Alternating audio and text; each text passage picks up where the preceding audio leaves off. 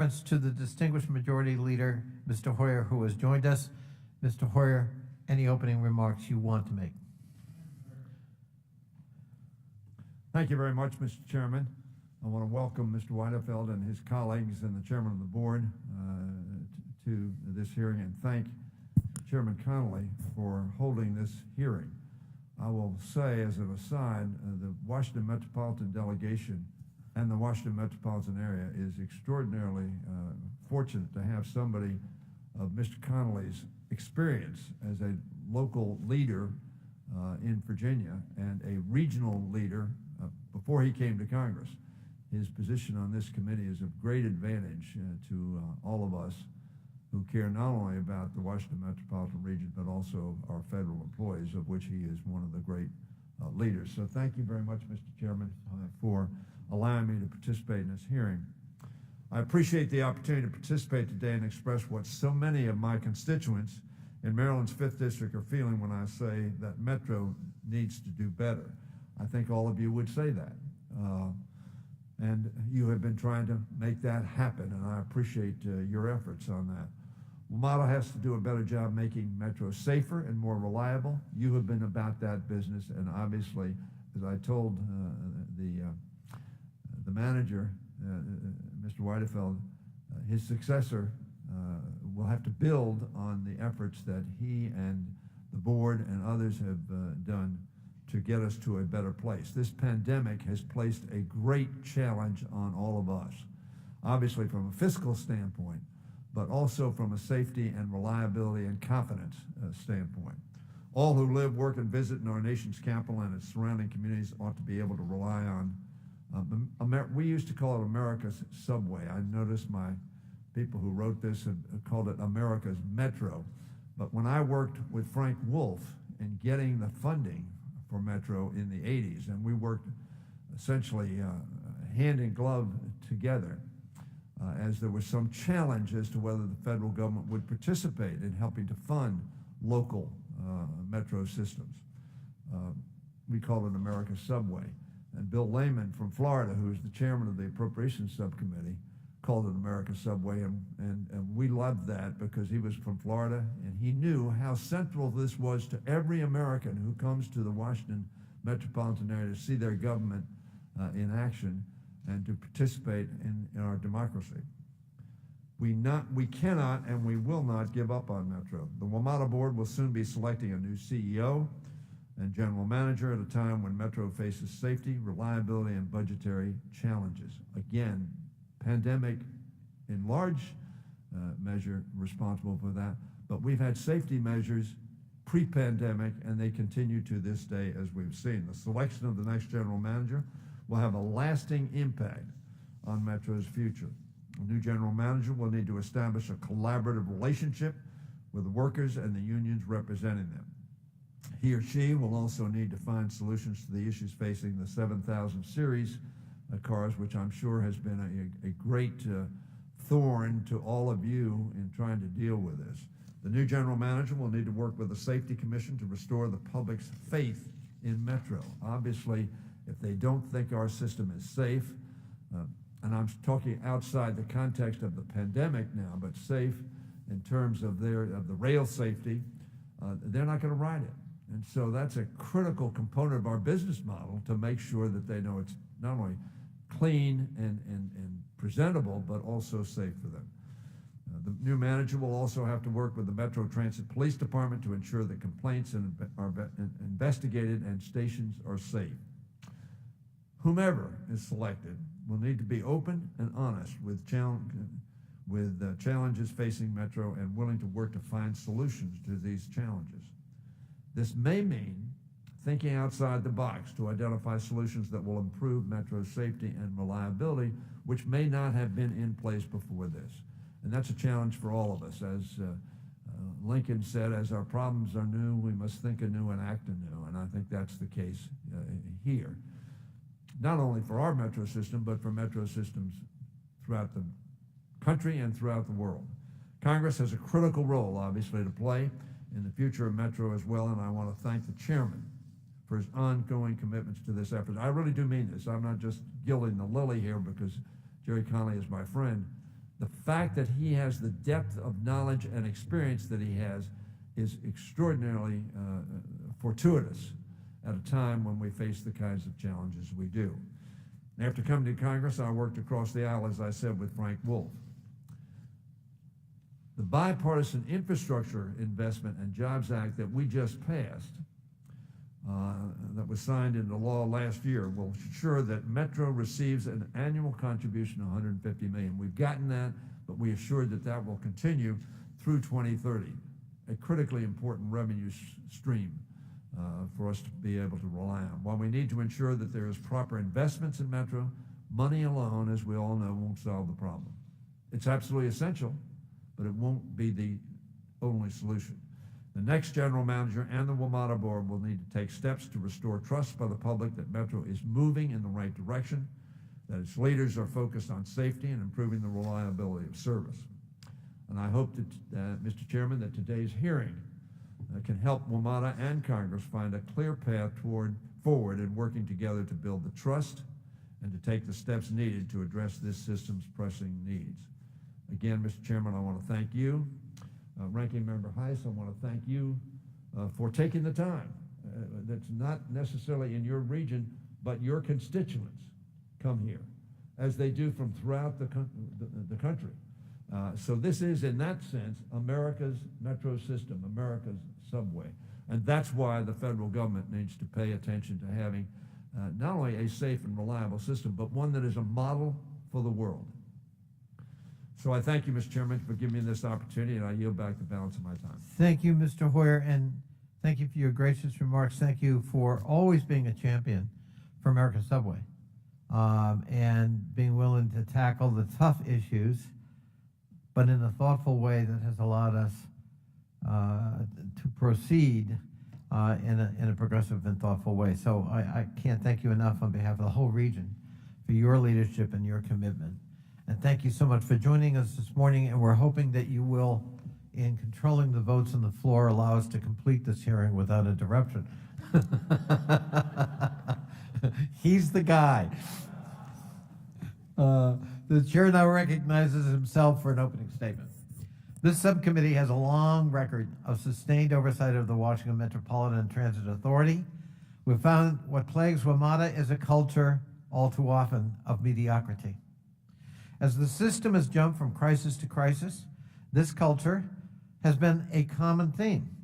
Falsified track inspection reports, failure to document or investigate more than 3,000 criminal complaints from riders, and now a very difficult defect with 60% of the system's railcar fleet allowed to languish for 4 years.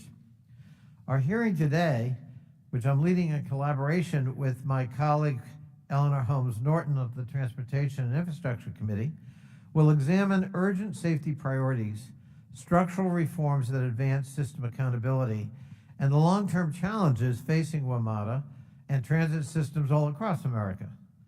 Our goal is to assist WMATA's leadership and overseers to get to a culture of excellence within the system that improves the safety and reliability of Metro.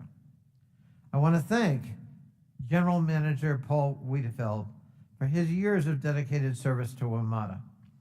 Mr. Wiedefeld recently announced he will retire later this year. He took over WMATA at a time when all lights were blinking red, and the reality remains our region has a ways to go to restore confidence in Metro. Mr. Wiedefeld, however, has been willing to make tough decisions, and the improvements he undertook, including a system-wide Safe Track project and securing dedicated funding for long-term capital investment, are going to help renew our aging transit system. The tough decisions for WMATA are not only in the rearview mirror, they are on the horizon as well, and I know Mr. Wiedefeld's testimony will explore that today. The federal government has a strong stake in the future health of this metro system, our national capital transit backbone. More than 1/3 of all metro rail stations are located on federal property, serving federal facilities. And during normal operations pre-pandemic, federal employees represent 40% of Metro Rail's peak period ridership.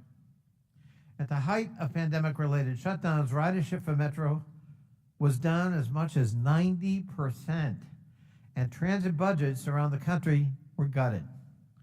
Congress extended a lifeline to transit in 3 tranches of funding through the CARES Act, the Coronavirus Response and Relief Supplemental Appropriations Act, and the American Rescue Plan.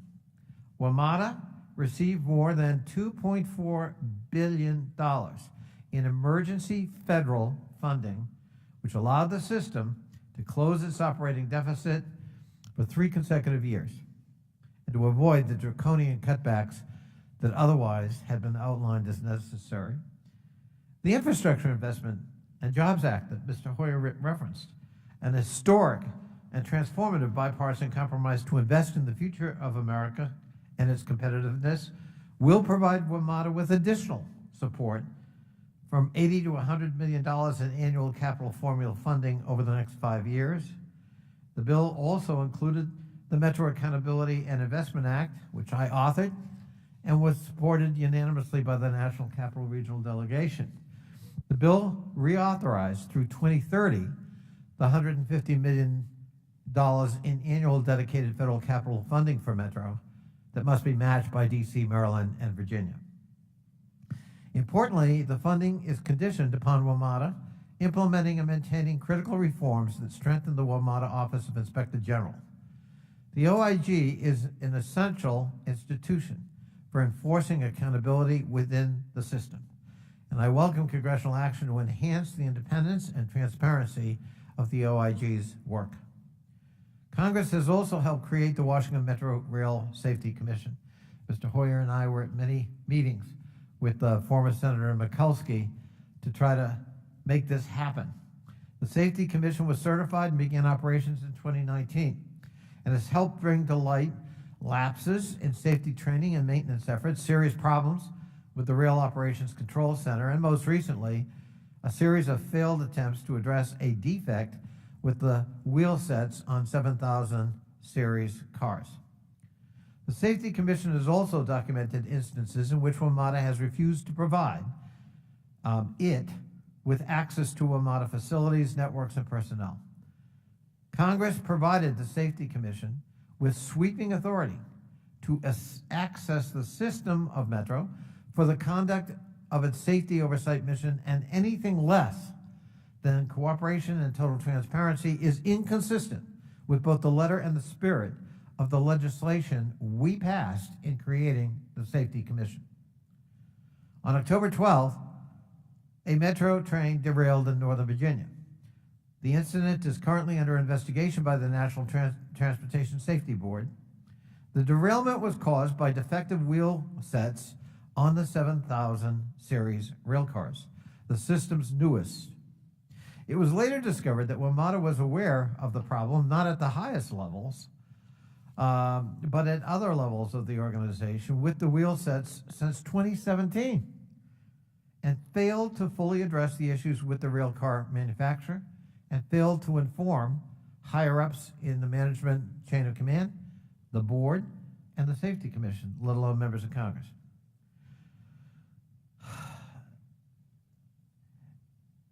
Folks lower down the chain of command defined the problem as a warranty problem with Kawasaki, the manufacturer, and treated it that way, rather than understanding that this actually was a safety issue that put the public, the riding public, potentially at risk, and should have been reported absolutely up the chain of command. And we're going to explore how and why that happened today.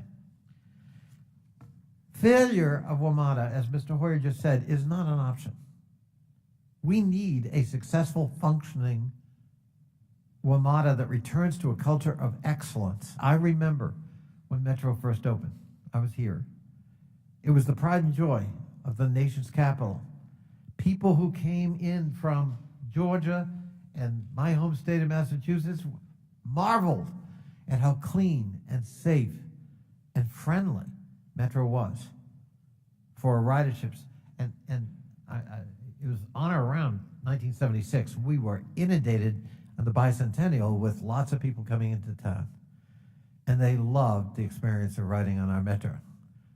We got to return to that. And that's really what we're all about, I think, in today's hearing. With that, I welcome our witnesses, and I now call on my co-lead for this hearing, the distinguished Congresswoman from the District of Columbia, Eleanor Holmes-Norton, for her opening remarks. I can't hear. Thank you very much. I will. Can you hear me? Yes, we can hear you. You might want to speak up just a little bit, Eleanor. All right. Can you hear me better now? I want to thank my good friend, Chairman Connolly, for holding this hearing and working closely with me on it. This subcommittee and the Committee on Transportation and Infrastructure Subcommittee on Highways and Transit, which I chair, share jurisdiction over Metro. Metro is essential for quality of life, equitable access to jobs and services, economic prosperity, the federal government, and reducing congestion and pollution in the District of Columbia and the National Capital Region. In order to retain the benefits of this public transportation network for individuals, families, businesses, and the federal government, we must regularly evaluate Metro's funding, operations, governance, and oversight. Last year, widespread and long-standing Metro rail wheel alignment problems came to light following a frightening derailment and led to the suspension of more than half of the Metro rail fleet. We now know the Metro employees detected these problems years ago, but apparently said nothing to General Manager, the Board of Directors, or the Washington Metro Safety Commission. This is shocking. We need to learn why this information was not shared and what steps have been taken to ensure that such information would be shared in the future. In the coming years, Metro will likely face significant financial strain as federal COVID funding runs out. Like almost every aspect of American life, Metro's ridership and revenue have been heavily impacted by the pandemic. The mass shift to telework during the pandemic has created widespread interest among employers, including the federal government, in permanently expanding telework. As a result, many of Metro's former riders may not return or may use the system less frequently. An enduring reduction in ridership presents a risk to Metro's financial future. I'm interested in how Metro plans to adapt. I have always supported the special federal funding that Metro receives for capital costs, and I remain committed to securing operational funding for Metro as well. Through the bipartisan infrastructure law, Congress reauthorized capital funding for Metro through fiscal year 2030, and I am grateful for that. Metro will receive $150 million annually, which will be matched by funding from the District, Maryland, and Virginia. It will also receive enhanced formula funding for capital investments. The infrastructure law also strengthens Metro's Inspector General. Our job now is to ensure these dollars and mandates improve regional travel and commutes. I look forward to working with the subcommittee to support and hold Metro accountable, and I thank you, Mr. Chairman. Thank you, Congresswoman Norton. The chair now recognizes the distinguished ranking member of the subcommittee, Mr. Heiss of Georgia, for his opening remarks. Thank you very much, Chairman Connolly. I appreciate you holding this hearing, and Leader Hoyer, it's an honor to have you here in the GovOps subcommittee. We welcome you here, and you're welcome here anytime. To each of our witnesses, likewise, we thank you for appearing today. I look forward to our discussion. From the beginning, as has already been recognized by my colleagues, Metro was envisioned to be different from other transit systems, due primarily because of its unique role in serving the nation's capital. Since 1960, Congress has passed legislation specific to the Washington Metro system to include legislation authorizing and appropriating grants for capital improvements.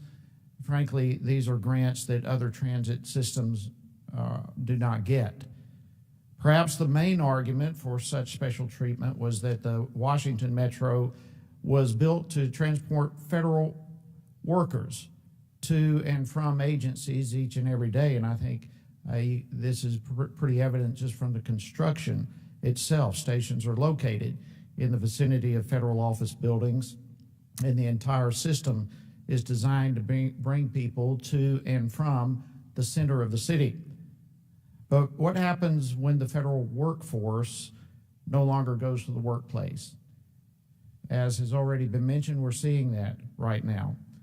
With the Biden administration's lenient telework policies, federal workers won't be coming downtown anymore in anything like the numbers of the past, and nowhere near the amount needed to sustain the metro system. Obviously, there's a lot to discuss here today. Everything from safety records to poor service to crime to now DC's vaccine mandates and its impact on ridership. I guess at the end of the day, there are two primary questions that come to my mind. First, as I've already referenced, if the federal workforce is no longer reliant on the metro, why should we consider the metro a national asset rather than just a local subway or transit system? Secondly, once COVID relief funding runs out, how is Metro going to survive? Obviously, there's a lot of other questions, but I think these are the two that jump off the page, if you will, at me primarily, that I would like for us to discuss and hopefully get some answers to. Overbearing COVID restrictions are not only dampening Metro ridership, but they're also damaging the city's economy and impacting the ability of Americans to visit the nation's capital. Vaccine passports are now required for anyone ages 12 and older to patronize restaurants, bars, gyms, and various other events here in DC. This new and burdensome requirement means that local residents, school groups, and tourists who do not wish to disclose their vaccination status will no longer consider even coming to DC. So there's not even the possibility of them riding Metro. Crime is another deterrent. Around the U.S., we are all watching. Violent crime rates are up, and Metro's no different. While the specific number of criminal incidents may have declined, that would be expected with the plummeting ridership. At the same time, however, the rate of crime has gone up, in fact, nearly doubling when considering the proportion of crimes occurring per rider. But again, what would we expect from a system that has decriminalized those who avoid buying a ticket? This is pretty stunning to me. I have a hard time understanding the pay if you want to pay type approach. Unfortunately, I could go on, and many of my colleagues have brought up other very valid points as well. There are far too many instances of waste, fraud, abuse, mismanagement with the Washington Metro system to list in this opening statement. But we owe it to the American people to fully understand what the taxpayers are paying for.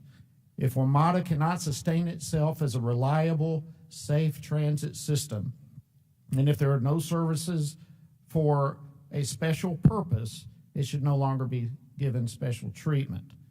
In closing, again, I just want to say thank you once again to each of you for being here today, and we look forward to your testimony. With that, I yield back. Thank you. Thank you, Mr. Heiss. And obviously, a number of the questions you've raised are questions we want to explore jointly in this hearing. Let me introduce our witnesses. Our first witness today will be Paul Smedberg. my old firm, the City of Alexandria, the board chairman of the Washington Metropolitan Area Transit Authority. Next, we'll hear from Paul Wiedefeld, the general manager of WMATA. Then we'll hear from David Ditch, policy analyst of the Grover Herman Center at the Federal Budget at the Heritage Foundation.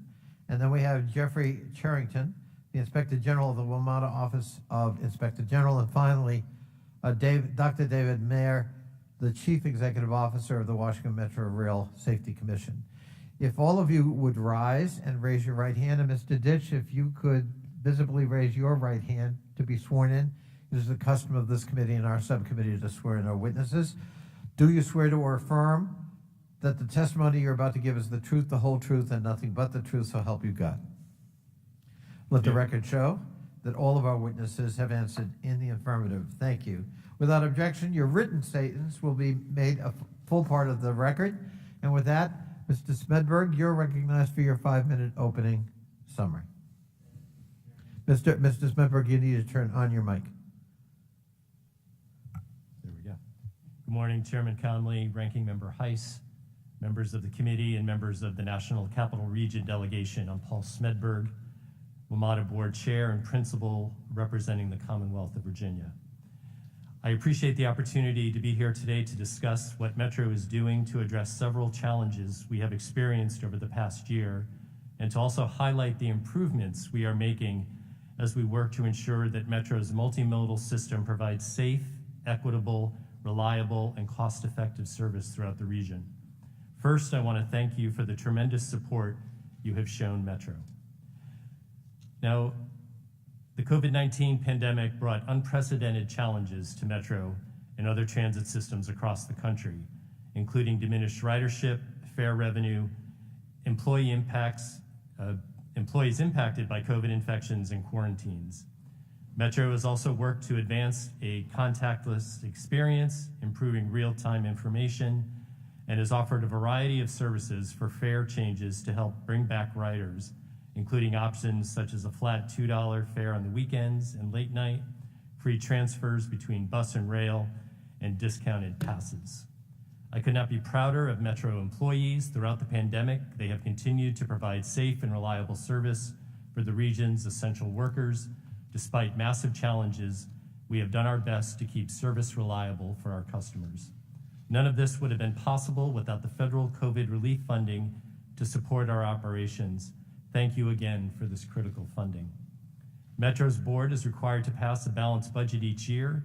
Within the COVID relief funding Congress provided, Metro has been able to cover budget gaps that prevented employee layoffs and have also helped us to avoid draconian service cuts or fare increases. I also want to extend my gratitude for the $150 million in annual funding that Congress has provided to Metro since the Passenger Rail Investment and Improvement Act, or PRIA, was authorized in 2008.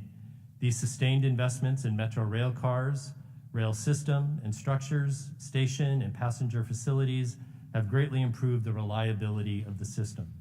The PRIA reauthorization passed in 2021 recognized the importance of a strong independent office of the Inspector General and requires the Board of Directors to pass a resolution adopting certain reforms to the OIG as a condition of funding. The board passed the required resolution on December 9th, 2021.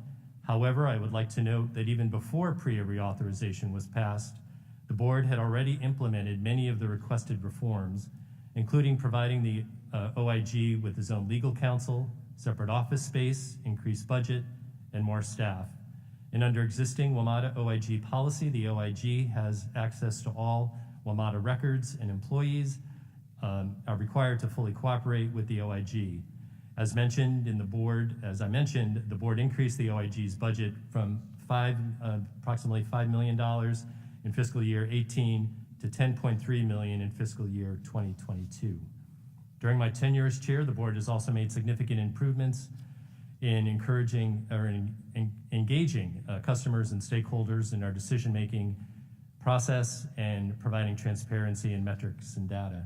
As a result of these efforts, the public feedback received in relation to last year's budget and other Metro issues represented the highest level of participation in the past 10 years. In addition, I'd like to highlight a couple of these areas of focus. Number one is obviously safety. The 7000 series, the board received frequent updates from the Chief Safety Officer regarding the 7000 series cars. Also, we are pleased with progress Metro is making to implement new safety management systems approaches, which reinforces safety at all levels of the organization. I also work to improve and establish a more direct line of communication between myself and the chairman of the Metropolitan Washington Safety Commission by participating in various meetings between WMATA and the Safety Commission. In regard to equity and sustainability, over the last couple of years, the board has focused on equity and sustainability, delivering equitable service to diverse communities across the region as part of Metro's mission, and is essential to achieving Metro's vision for becoming the regional employer and transit provider of choice. We adopted a framework for equity, transit equity. We also adopted a sustainability vision and principles, and Metro Access and paratransit have also been top of mind for us. And in conclusion, as you said, Mr. Chair, if I could go on just for just a few seconds here. As you know, our general manager and CEO, Paul Wiedefeld, has announced his retirement in 6 months. Paul has served Metro as Metro's general manager since 2015, and he has faced numerous challenges as he walked in the door. Paul was the right person for the job, and we appreciate the extraordinary contributions, particularly rebuilding the rail system through the Safe Track program, advocating for dedicated capital funding, and developing one of the nation's largest capital programs to help reach and maintain a state of good repair. The board is conducting a national search for his replacement, and we anticipate and expect a smooth transition to the next general manager. We will discuss succession planning publicly at the board meeting on February 10th. Thank you, Mr. Chairman. And Thank you so much, Mr. Spedberg. And of course, you referenced the OIG, and I think it is important to note that by essentially adopting the Metro bill, our capital region Metro bill in the infrastructure bill, the relationship, first of all, the powers of the OIG are now codified in law, and the relationship between the OIG and Metro is now codified in law. So it's a new kind of relationship, although hopefully building on the one cooperatively that already existed. The general manager, Mr. Wiedefeld, is recognized for his 5-minute opening summary.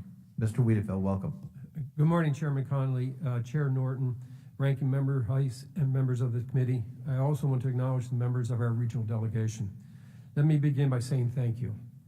First, for the COVID relief operating funding that has allowed us to serve the mobility needs of the region, as well as keeping 13,000 WMATA employees working. And thank you for the infrastructure bill, including the PREA reauthorization, enabling us to make progress on the state of good repair backlog. I have submitted my detailed written testimony for the record, so I will keep my comments brief regarding the 5 topics of interest to the committee, namely COVID's impact on Metro, the 7000 series railcar update, capital program progress, MSC and OIG oversight, and the future of Metro. Regarding COVID, keeping our employees and riders safe has been our top priority. All employees are required to either vaccinate or test weekly. As a result, we have a 97% compliance rate. We have instituted extensive cleaning protocols on all our facilities and vehicles and have improved air filtration systems. But like U.S. transit systems, like other transit systems, we have had a significant drop in ridership and fare revenues. Today, rail ridership is just under 30% of pre-COVID, pre-pandemic levels, and bus ridership is about 40% pre-pandemic levels. A large portion of the ridership loss is the decline of Metro Rail peak hour trips, including federal employees, which pre-COVID made up 40% of peak commute trips. This decline of Metro Rail ridership has significant impact on the revenues, since these passengers generate the largest share of revenues to Metro. Turning to the 7000 series. Safety of our customers' employees is a core value at Metro, and we're working closely with the WMSC, the NTSB, and the FTA to identify a path forward to bringing back the 7000 series trains. To this end, on January 13th, the 7000 series trains were taken out of service for a minimum of 90 days. This action was taken to focus on identifying the root cause of the problem and to develop measures to address the root cause. And let me just add, I understand the inconvenience caused to our customers and to thank them for their continued patience as we work to increase the service as quickly as we can, as safely as we can. Turning to the capital budget, 6 years ago, our capital budget was $1 billion, but we only delivered 64% of that budget. The team focused on improving accountability, and the following year, 84% of the budget was delivered. And the next 4 years, approximately 99% of the budget was delivered. During this same period, the annual capital program delivered nearly tripled. This has allowed us to reduce the state of good repair backlog. In 2016, we had a backlog of $7.1 billion. By 2027, that backlog will total $3.2 billion, reduced by more than half. These funds are being used for projects such as repairing our tracks, rebuilding our stations, and building new electric bus facilities. And it's also worth noting we'll also be expanding the rail system later this year with the opening of the Silver Line Phase 2 and the Potomac Yard Station. And all of this investment has had significant added benefit of creating thousands of jobs at a time when they are needed the most. Regarding the WMATA oversight, I view the oversight of the OIG and the WMSC are critical to our future success. The OIG's and the WMSC's audits and investigations have resulted in safety, operational, and financial improvements, and we are committed to implementing the correction action plans approved by these oversight bodies in a timely manner. Finally, regarding the future of Metro, I believe this is a pivotal moment for Metro to address the critical questions that will determine the future of the system in the region. I don't believe the pre-pandemic financial model for Metro is sustainable, but I do believe it is the ideal time for the region to create a vision for the future of the system, one that recognizes the change in travel patterns, supports economic growth and environmental quality, meets the needs of the entire community, including addressing equity-related issues, one that optimizes the use of new and emerging technologies, and above all, one that is developed with a wide range of stakeholders the system serves. Mr. Chairman, that concludes my comments, and I look forward to further discussion during the hearing on these and other issues of interest to the committee. Thank you, Mr. Wiedefeld. Mr. Hoyer, thank you, and buy us as much time as you can. Mr. Hoyer. Mr. Chairman, thank you very much. I want to thank both the chair and the general manager. I've had an opportunity to work with the general manager, and I agree with Mr. Smedberg. He has been an absolutely excellent leader of a system that has been facing extraordinary challenges, not only from the immediate pandemic, but also from the age of the system. It was, as Mr. Heiss said, a beautiful system. I started to work on this system with Carlton Sickles in the 1960s, who was in many ways the father of Metro, along with a number of other people. But I want to thank you as you are now leaving us and getting a deserved respite for your service. And Mr. Spenberg, I want to thank you and the other members of the board for your service. It is a great system. It is an absolutely essential system for the American people in our region, in the country, and for the people, as Mr. Heiss pointed out, who work in the central city but live in the suburbs. And it is incumbent upon all of us to work together to make it a model. So thank you very much. Thanks, Paul. Thank you again, Mr. Hoyer, and thank you for your ongoing commitment and support to the nation's subway. Mr. Ditch, you are recognized for your 5-minute statement. Good morning. Good morning, and thank you for the opportunity to testify. The views I express in my testimony are my own and should not be construed as representing any official position of the Heritage Foundation.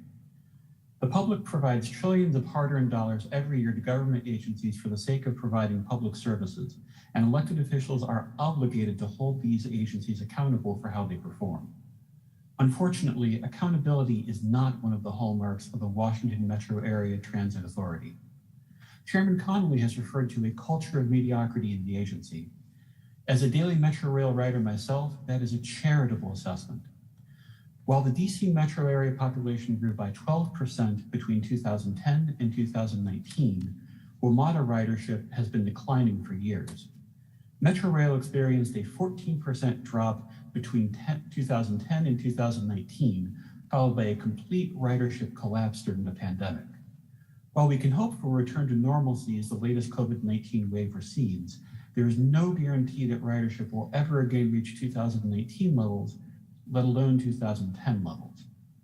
We've also witnessed an astonishing record of failure and dysfunction from WMATA over just the last 13 years, including a train collision that killed 9 people in 2009, the death of a passenger and hospitalization of dozens more in 2015 due to smoke caused by electrical arcing, the derailment caused by the 7000 series wheelset problem that WMATA employees became aware of in 2017 but did not disclose after the agency had spent $1.5 billion buying the newest railcars, and prolonged substandard maintenance that required the 2016 Safe Track initiative, which caused massive service disruptions and a permanent loss of rail ridership. I have personally experienced this dysfunction, such as smoke-filled stations and service delays causing dangerous overcrowding. Just this morning, I had to sprint to make a train because the next one was 15 minutes behind, followed by a lengthy service delay when transferring at Metro Center. I watched firsthand as the construction of a bike shelter at East Falls Church Station stretched over 5 years at a cost of millions of dollars. This hearing asks why such mistakes keep happening. I believe the answer is clear. Unlike a business which must prioritize the needs of its customers to survive, WMATA reaps financial benefits regardless of how poorly it serves the public. As of 2019, subsidies represented 71% of WMATA funding, while fares, parking, and advertisements represented just 29%. Those numbers are even further skewed today. Joe Biden famously said, "Don't tell me what you value, show me your budget, and I'll tell you what you value." WMATA's budgets tell us that the agency values 2 things: expensive capital projects and excessive compensation for its workforce. WMATA's customers would be better off with a budget that prioritizes increased bus and rail service rather than palatial bike racks and labor costs that average over $144,000 per WMATA employee, which is over twice the regional average for transportation sector workers. Meanwhile, a sustained increase in telework will reduce the volume of daily commuters. Restrictions on development in the region's core mean the area is unlikely to ever reach the levels of density that facilitate a high-cost transit system. Recognizing this reality, legislators should push for changes, such as reining in excessive labor costs, focusing resources on maintenance and service frequency while reducing expensive expansion plans, and examining the potential of privatizing some or all of WMATA's operation. However, even these reforms might not be enough. The governments responsible for managing WMATA should recognize that endlessly throwing good money after bad is neither an equitable nor a sustainable long-term solution.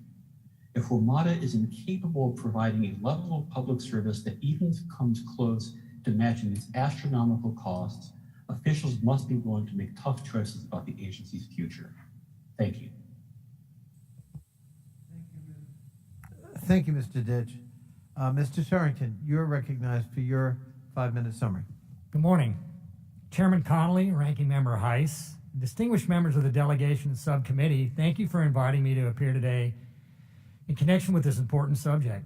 Thank you also, Mr. Chairman, for the tireless support you and your staff have provided to the mission of the Office of Inspector General for WMATA. Your efforts, supported by many other members, whom I also acknowledge and thank, recently resulted in the passage of the important provisions on OIG independence that were included in the Infrastructure Investment and Jobs Act of 2021. The act requires WMATA to adopt important reforms that will strengthen the effectiveness and independence of the OIG. As a condition of funding for WMATA, the act requires the Board of Directors to adopt specific reforms to the IG's authorities. I would like to note that with the support of the Board of Directors and the cooperation of the General Manager, OIG has been able to institute many of the measures and others to make OIG more independent. These measures, however, needed to be codified into law, which this act did. Those include greater independence in the annual budget request and approval process, improved procurement authority, greater independence in selecting and appointing OIG officers and employees, assurance that the OIG obtains legal counsel from a counsel reporting directly to the IG, and specified OIG reporting requirements and measures to assure the public dissemination of OIG reports. On December 9th, 2021, the Board of Directors passed a resolution adopting and directing staff to implement the reforms set out in the Act. Mr. Chairman, as you know, WMATA's Blue Line suffered a serious derailment on October 12, 2021. After the derailment, it was discovered that some of the wheels had moved outward from their mounted position on the axle on several rail cars. On November 5th, 2021, you sent me a letter requesting my office to review the circumstances of WMATA's apparent failure to report a history of defective wheel sets on the Kawasaki 7000 series rail cars to the Washington Metro Rail Safety Commission. I'd like to note that the National Transportation Safety Board is in charge of determining the root cause of the derailment, and we have collaborated and cooperated with them on this investigation. Our preliminary findings focus on the communication within WMATA and between WMATA and the WMSC, and are not intended to determine the root cause. While we are not yet able to issue our final conclusions and recommendations, I can report certain preliminary findings based on work done to date. OIG has found no evidence so far that WMATA intentionally withheld information from WMSC regarding the loose wheel conditions affecting 7000 series railcars. Nevertheless, increased frequency of back-to-back failures year over year should have raised concerns beyond the chief mechanical officer. WMATA managed wheel set defects as warranty claims, not as safety hazards or safety concerns. WMATA's warranty processes were disconnected from safety certification processes. Kawasaki did not provide failure analysis reports upon learning of failures in the wheel sets. OIG is still examining the reasons for this. Working relationships and communications between WMATA and WMSC, defined in program standards, need improvement. The Federal Transit Administration Office of Safety's oversight, role in monitoring WMATA and WMSC safety programs will be even more critical in improving collaboration between the two agencies and the effectiveness of their safety efforts. And WMATA's safety practices are undergoing major changes, providing opportunities to improve safety culture at the agency. My office will be happy to provide the subcommittee with a final report upon completion of our work. Thank you, Mr. Chairman and Ranking Member Heiss. I'll be happy to answer your questions. Thank you so much, Mr. Sherrington, and great job not using all of your time. Thank you so much. Dr. Mayer, you are recognized for your 5-minute summary. Welcome. Thank you. Good morning, Chairman Conley, Ranking Member Heiss, and the other members who are with us today. The WMSC is the independent state safety oversight agency for the WMATA Metro Rail system. We're guided by Chair Christopher Hart and our other commissioners in accordance with our interstate compact that was approved by Congress in 2017.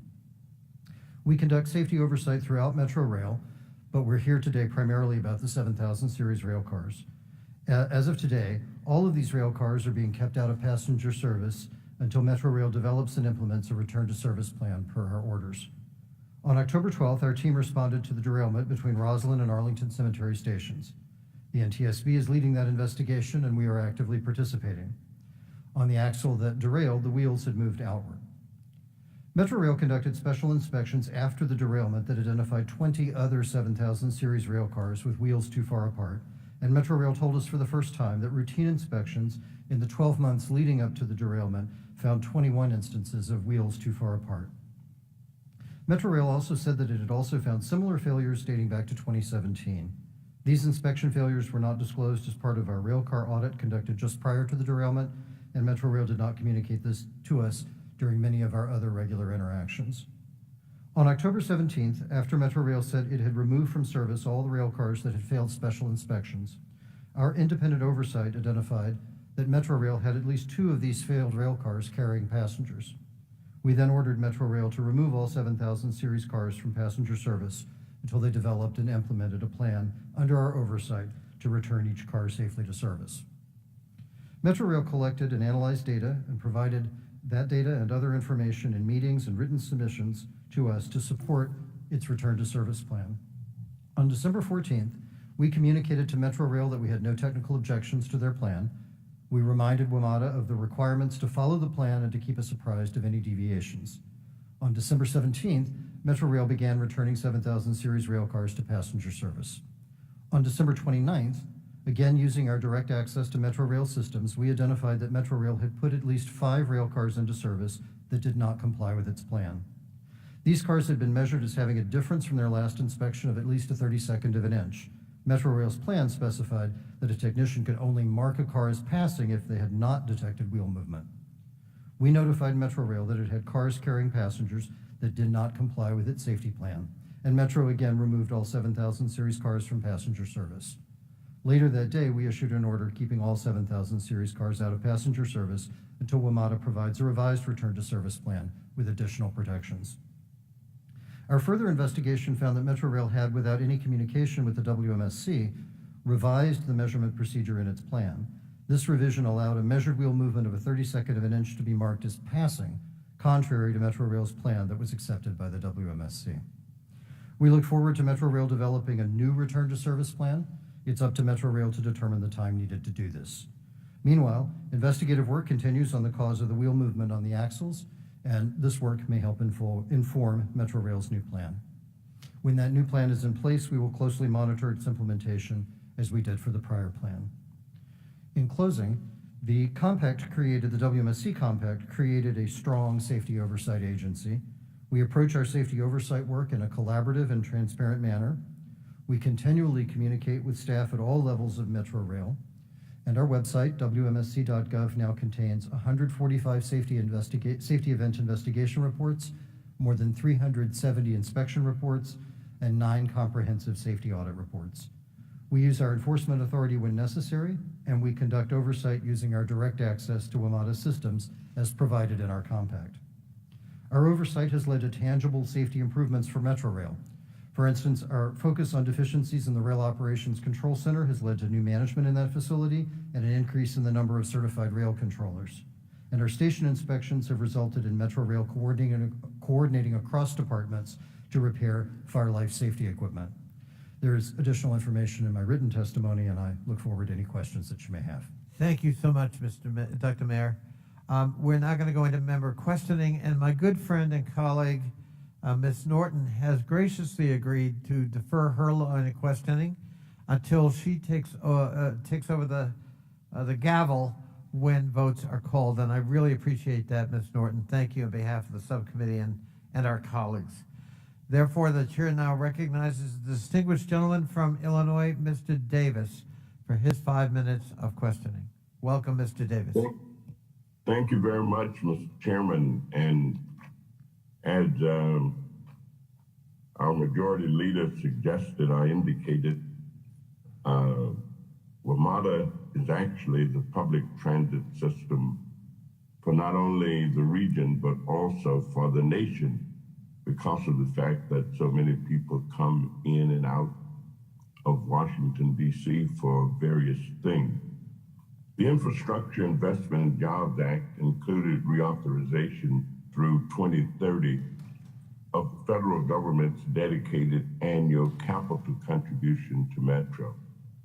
The reauthorization conditioned the federal funding on several reforms to strengthen the WMATA Office of Inspector General, including providing the OIG with independent procurement authority, hiring authority, and legal counsel, as well as implementing certain transparency measures to ensure OIG products are made available to the public. Mr. Charrington, you originally wrote to Congress asking for these reforms, and the National Capital Region Congressional Delegation responded by including those authorities in the Metro Accountability and Investment Act. To Mr. Wiedefeld and the board's immense credit, they responded to that show of congressional support by working to administratively implement some of these reforms even prior to their enactment. Mr. Charrington, could you please explain why you felt you needed this enhanced level of independence? For example, what are some of the concerns you have about the integrity of your mission without access to independent legal counsel, hiring authority, or procurement authority? Yes, sir. Thank you. One of the biggest reasons an OIG should have all the independence necessary to conduct a mission is because working for the board of directors like the general manager does prior to getting a lot of these independence measures, which I might add what the chairman, Mr. Smedberg, said, Many of them were instituted before and are now codified into law, and we very much appreciate that. One of the biggest reasons is it's difficult to have oversight over the general manager when the general manager controls the budget. And when I'm getting legal advice from counsel that's job is rightfully so to protect the authority. Also procurement authority so that we can procure items on our own, of course, following all rules and regulations of the compact, but so we can procure those items on our own in use for stronger oversight. We think that in order to protect the taxpayer, we need to be as independent as possible so that we can provide unbiased reports, audits, investigations, evaluations, and inspections, again, to protect the taxpayer from fraud, waste, and abuse, and to be able to hire our own staff so that I can get legal advice from my own counsel. We can procure our items. That way we can better report out to the Congress, to the board of directors, and help the general manager implement actions taken on our audits and investigations that further strengthen safety, accountability, and efficiency over the transportation agency. Thank you very much. Let me ask you, Mr. Whitfield, what will you share with your successor in terms of your recommendations how to work effectively or as effectively as possible with the OIG? Thank you, Congressman. I believe we've established a very good working relationship between the OIG and myself. It is one of transparency. The OIG works directly for the board, not for the GM. I'm very clear on that, and I think the new GM needs to understand that very clearly as well, and respect and value what they bring to the table, which is making sure that things are being done efficiently, and that if there's any wrongdoings, that they're investigated and taken to their natural conclusion. Thank you very much, and congratulations on a very excellent career. And as you ride into the sunset, enjoy your retirement. Thank you. I yield back, Chairman. Thank you, Mr. Davis. Chair recognizes the distinguished ranking member, Mr. Heiss, for his 5 minutes of questioning. Thank you, Mr. Chairman, and Mr. Wiedefeld. I likewise congratulate you on your forthcoming retirement. Have you or anyone else assessed the upcoming impact, frankly, that the Biden administration's telework policy is going to have on Metro? How are you possibly going to fill the likely permanent decrease in ridership? Yes, we have looked at it. Right now, as you mentioned, 40%, roughly pre-pandemic, 40% of our peak hour travel service was federal employees. And I think it's important to remember that it's all federal employees. So one of our biggest stops is the Pentagon, where we're moving roughly 15,000 passengers a day to the Pentagon. So it's yes, the role of the federal government in terms of people coming to work has gone down, but the people that still do use it are very important. So I think we still need to serve that, particularly in the military and the defense industry. I think that's very important. But it will have an impact going forward, and that's one of the reasons I mentioned earlier that the financial model will be under tremendous stress, because it's not only the federal workforce, but by and large, we have a system that charges more at peak period and charges for longer distance. And those are the trips that we see moving away from us. Now, will they come back? No one knows, of course. But will they come back to the scale that we were? I doubt it, to be frank. So as a region, we need to rethink what we want this system to be. But it does more than just serve those trips. It serves the entire community all day. So we've seen that during the pandemic. It plays such a central role in moving those people that make the system, make the community work. Right? So that is very valuable, and we need to support that. And there's tremendous opportunities going forward as the world evolves, as travel patterns evolve. We can adjust to that. We have to be creative. We need to think out of the box to do that. So I'm not pessimistic about it, but I think it's got to be realized, recognized, and addressed. Well, if I may, let me go down that path with you just a little bit more. Obviously, there's a financial model that has to be adjusted here, but there is an operational model, likewise, that has to be adjusted. And more than just kind of 30,000 foot answers here, what kind of operational changes are going to need to take place to accommodate the decrease in ridership? I think we will have to look at the system as a whole, meaning rail and bus.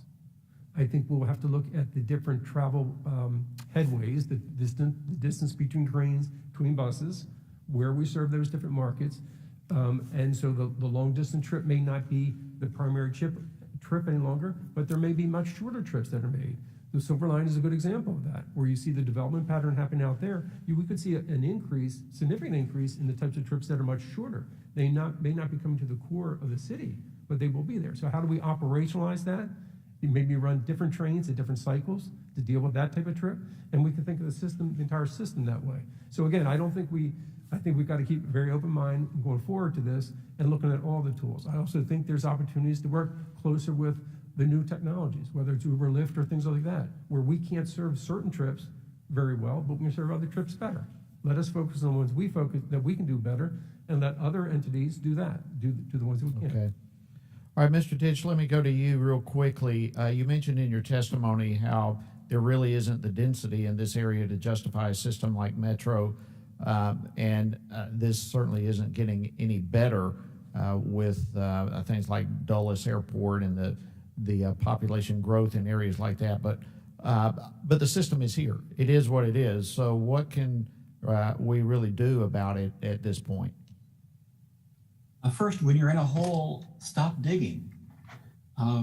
Past spending on transit infrastructure is not a justification for ignoring high costs and limited benefits or adding even more high cost infrastructure on top of what we already have.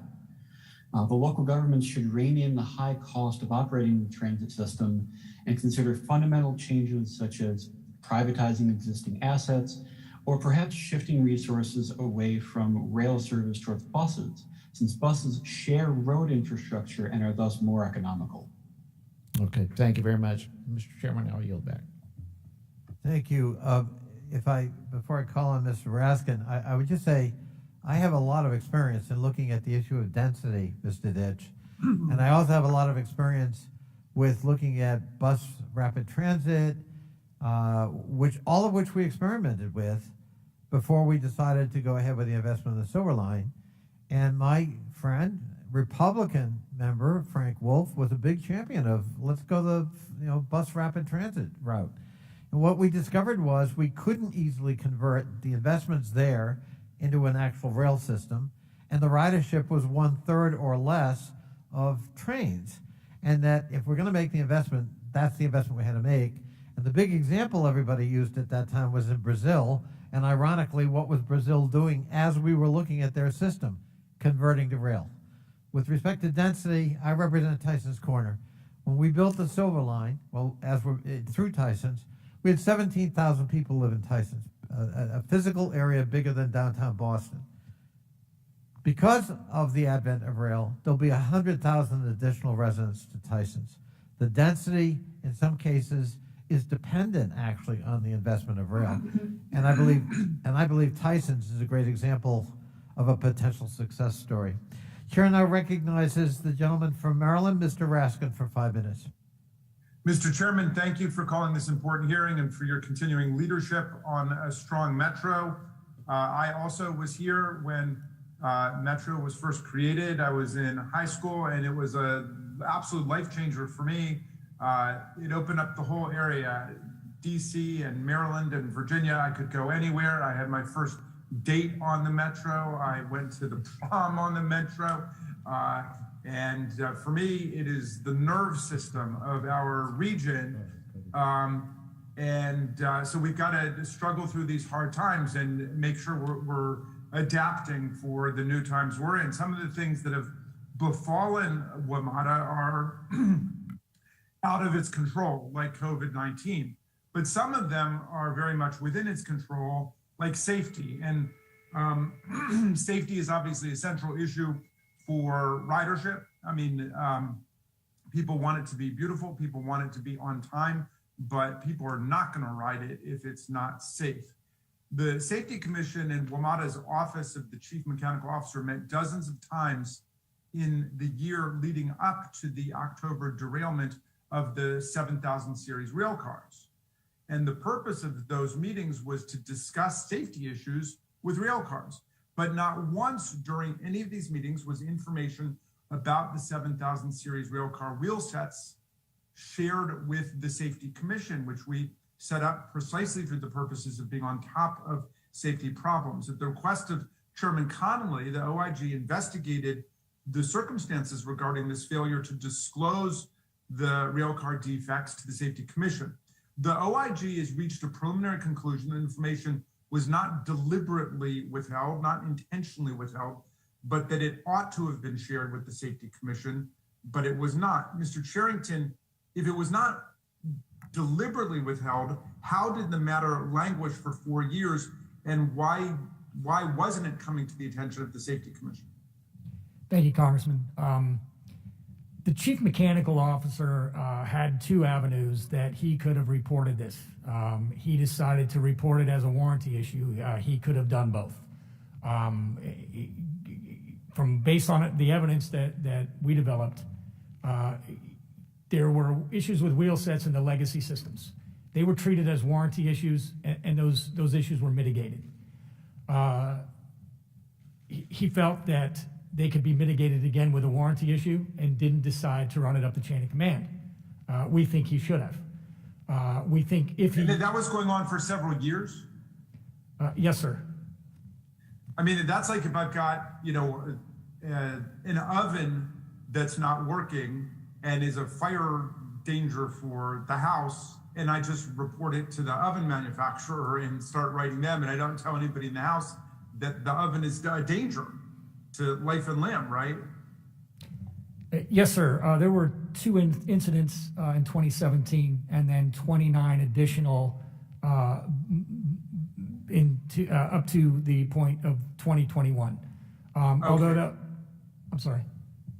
Well, forgive me, just because I'm running out of time. I wanted to ask Mr. Wiedefeld and Mr. Smedberg then, was this then just a personnel problem? Was it just a mistake of one person? And how can we prevent individual mistakes like that from causing, major safety issues for lots of people? Thank you, Congressman. I do want to put a little bit of context. So in 17, I believe there were 2 reported cases of wheel movement. That's out of 3,000 wheel sets. So from that person's perspective, again, they felt that it was a warranty issue. They had dealt with this in similar issues in the past and dealt with it, mitigated it as a warranty issue. But that's not acceptable. So what we need to do is create, in effect, anything that we feel has a safety component that we then monitor, meaning not just the mechanical people or any other operations people, whether it's bus or rail, that basically that then is flagged up the food chain, both in terms of on the management side, but also with the MSC and with our safety office and with our audit, our internal quality control office. So that's what we're creating, in effect, moving a lot of things from the paper side to a digital side. So in effect, we can monitor this live and do that on a number of other issues that could potentially have safety-related issues. So we define those. Well, but it wasn't the only communications failure between WMATA and the Safety Commission. Dr. Mayer, can you talk about what prompted the commission order on December 29 of last year to remove all 7,000 series rail cars from passenger service for the second time in 3 months? Gentleman's time has expired, but Dr. Mayer may respond. I'll respond briefly and very specifically. We issued our order on December 29th as a direct response to using our oversight capabilities when we discovered that Metrorail had placed at least 5 cars back into passenger service that did not comport with the return to service plan that we had previously accepted. Consequently, we felt it was necessary to issue our order to back up Metro's leadership decision to take the trains out of service at that time. Thank you, Mr. Chairman. Thank you, Mr. Raskin. And can I just clarify something you were asking about, Mr. Raskin? Mr. Wiedefeld, and I think Mr. Sharrington, back in 17, they found 2 examples and treated it as a warranty issue. They went back to the manufacturer, Kawasaki, said, hey, you got a problem here. But it's a little misleading to say only 2 because they did not at that time take advantage of the opportunity to look at other Series 7000 cars to see how widespread is this problem. Is that correct? Not totally. We were doing every 90 days inspection of all wheels on all the 7,000s. So that was the protocol. And during that process, during that year, at one of those intervals, they flagged one of these wheels that was out of alignment. They said, look, this is a brand new car. We want a new wheel. And that's basically how it played out in 17. Okay. I don't want to impose at this time. Gentleman from Pennsylvania, Mr. Keller, is recognized for his 5 minutes of questioning. Thank you, Mr. Chairman, and thank you to our witnesses for participating in today's hearing. WMATA is the third largest heavy rail transit system in the United States, and it is utilized by the federal workforce. In 2020 and 2021, Congress provided a combined $67 billion in grants for transit systems across the nation. Specifically, WMATA has received $2 billion in stimulus funds. Despite these additional stimulus funds, we have seen a decline in transit revenue, making WMATA even more reliant on federal government funds. This decline in ridership is a direct result of safety failures, stringent COVID restrictions, and rising crime rates. Congress must ensure that all taxpayer dollars allocated to WMATA are being used responsibly to conduct its operations in an efficient and simply put, Congress must hold WMATA accountable for the funds we have given them to ensure that WMATA can operate without relying solely on federal funds. So, Mr. Ditch, what are some of the common operational shortcomings WMATA faces?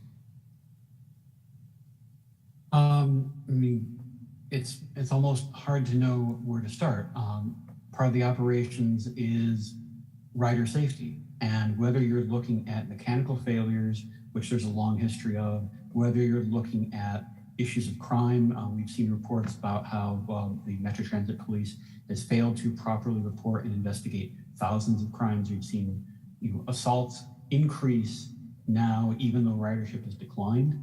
So safety is a problem. We've also seen on the capital spending side, because the capital budget is a huge component of the WMATA budget, and project after project comes in over time and over budget. And even though they keep blowing through the money they're given, in turn, they're given more money. There is no incentive for WMATA to handle public funds in a responsible manner. Yeah, that actually is my second question. If we continue to increase funding for WMATA without seeing a performance improvement, what might motivate WMATA to fix ongoing safety failures and other issues? I mean, I don't know that there would be much of an incentive for them. Is that an accurate assessment? I think it's going to take some radical steps for, perhaps saying, if we can't improve efficiency, if we can't make the system even close to financially sustainable, we might have to reduce the area of service. We might have to, again, privatize some of the service, and hopefully we can get some gains, some efficient gains, some operational gains by using the incentives that are inherent in private operations. And I guess I would just ask, quickly to the rest of the panelists, what reforms should WMATA implement to improve operations and return to normal transit service? And how can we as Congress help achieve that goal?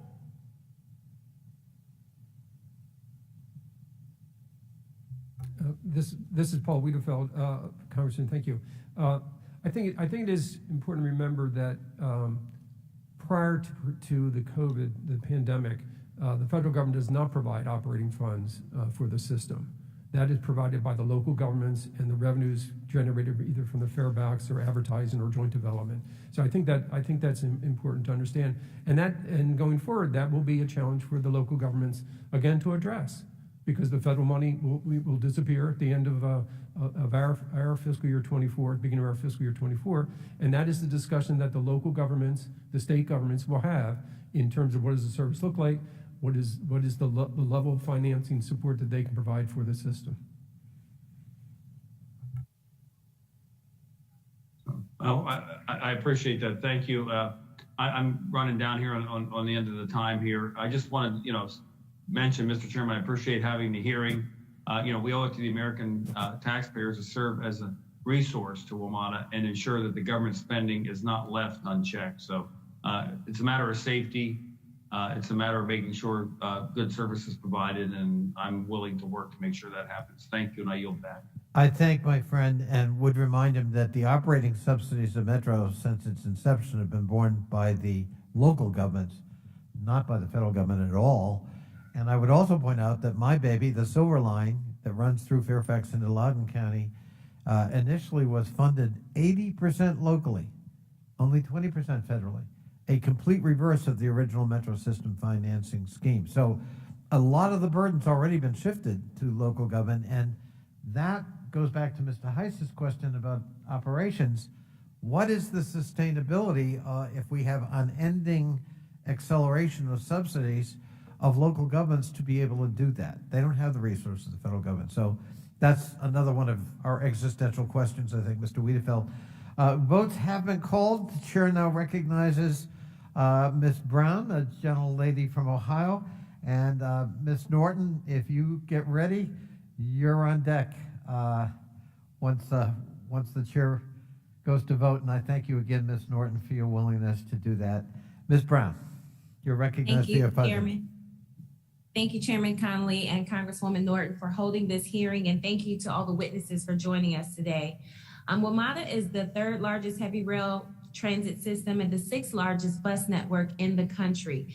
It is also an essential transit option for many federal workers who live and work in the region. Unfortunately, the coronavirus pandemic adversely impacted WMATA's ridership. The Greater Cleveland Regional Transit Authority, which serves constituents in my district too, experienced a decline in ridership during the pandemic. In 2019, there were over 32.1 million riders. In 2021, the number of riders dropped to 15.9 million. If you look on the screen, you will see a trend line shaped like a lopsided V. The trend line represents actual ridership, and then where there is blue, it is the projected ridership. Mr. Wiedefeld, the trend line really shows that the impact of the pandemic on this region's mass transit ridership. Is the V shape unique among the public transit system in the United States and across the world? No, it is not. It mirrors exactly what we've seen literally globally. Thank you so much. Now, Mr. Wiedefeld and Mr. Smedberg, even by 2025, WMATA does not project reaching the ridership levels of the fiscal year in 2019.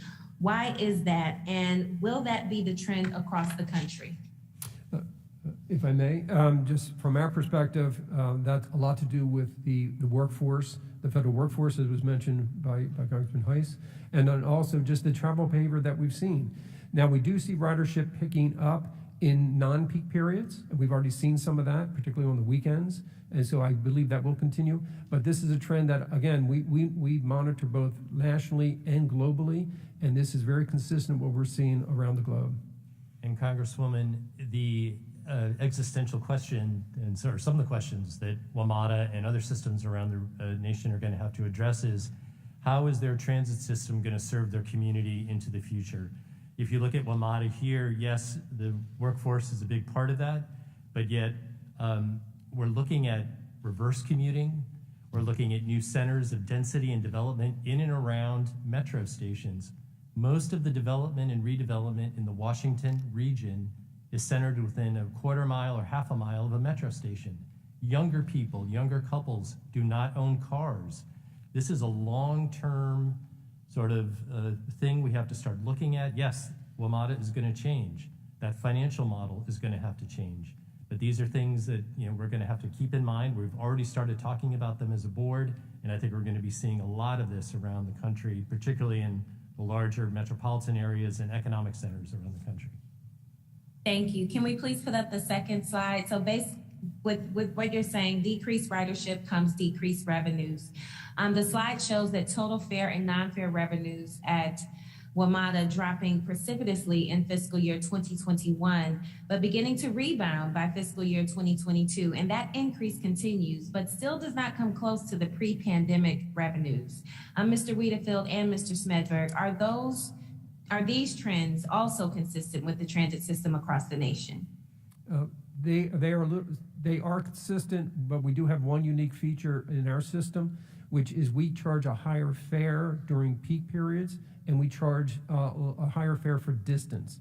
Most systems do not do that. They either have a flat fare, they may have a peak period, but they don't generally charge for the further you travel.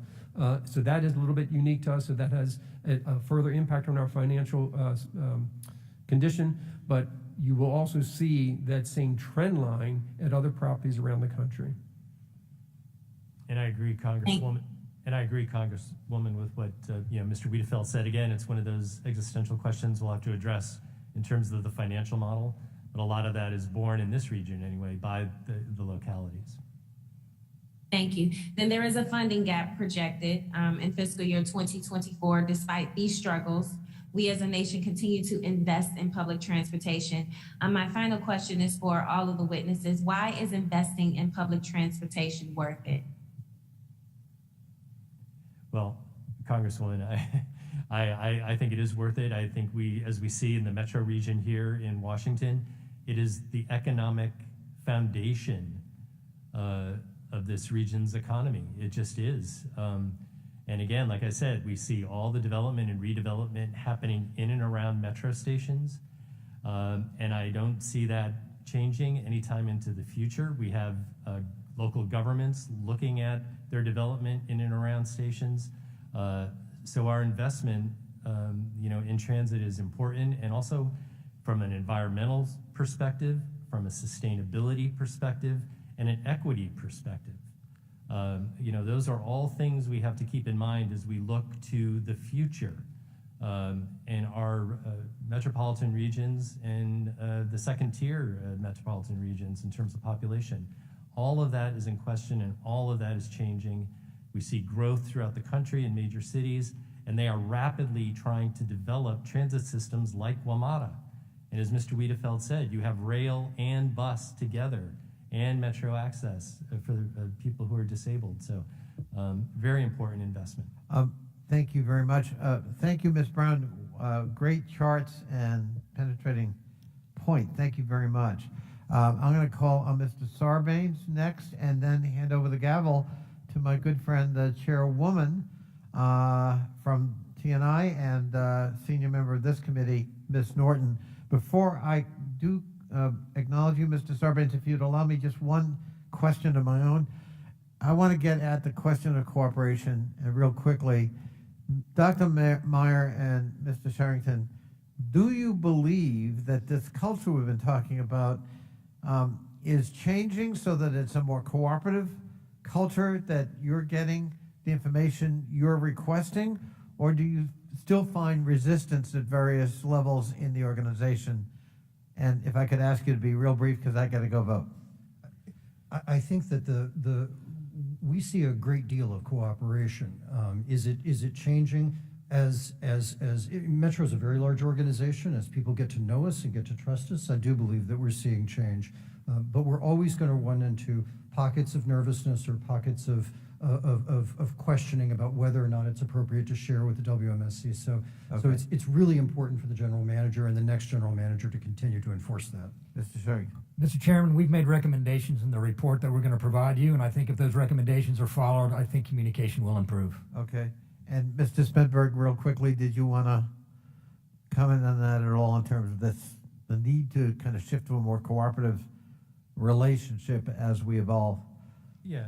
Thank real you, quickly. Yeah. Thank you, Chairman. I mean, the board is obviously, very concerned about this and, safety in general. And we're trying to do everything we can and being supportive of the IG and Mr. Wiedefeld to make sure that communication with the Safety Commission and others, for that matter, FTA, happens.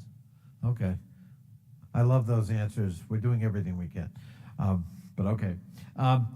Chair recognizes Mr. Sarbanes, and again, thanks Ms. Norton for her willingness to help out here because votes have now been called, and I'm going to have to run and do that. Thank you all for participating here today, and I know we're going to have much more dialogue and hopefully a rosier future for America's subway system. Mr. Sarbanes, you're recognized for your 5 minutes.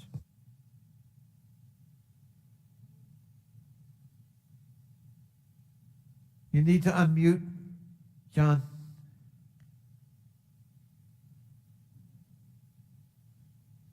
Can you hear me? Yes. Okay. Yep.